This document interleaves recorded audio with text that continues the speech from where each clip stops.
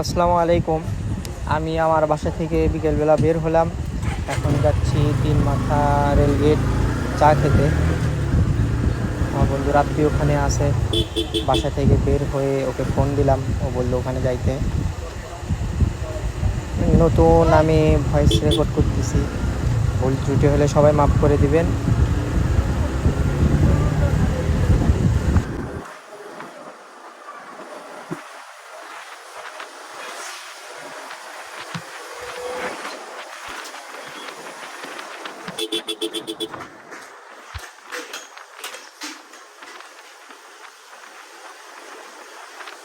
এই রাস্তাতে সিএনজির অনেক চাপ থাকে, একটু গাড়ি চালাতে আমাদের অসুবিধাই হয় করতে গেলে, তবে সেফলি চালালে কিছুই হয় না।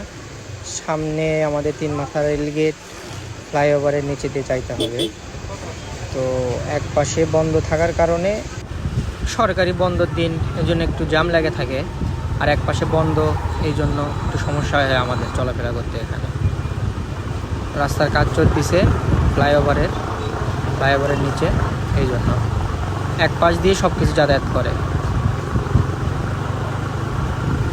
এখান দিয়ে বাস, ট্রাক, সিএনজি, বাইক, অটোরিকশা সব কিছুই যাতায়াত করে এক পাশ দিয়ে। এই জন্য একটু আমাদের ঝামেলা হচ্ছে কয়েকদিন ধরে। তো আমাদের যাইতে হবে আসলে বাম পাশে, একটু সামনে গেলেই বাম পাশে আবার সিগন্যাল দিয়ে পার হব। সামনে সিগন্যাল দিয়ে দিছে অলরেডি। হ্যাঁ, এখানে ঢুকতে গিয়ে একটা বাইকওয়ালা আমাকে পাস করে চলে যায়।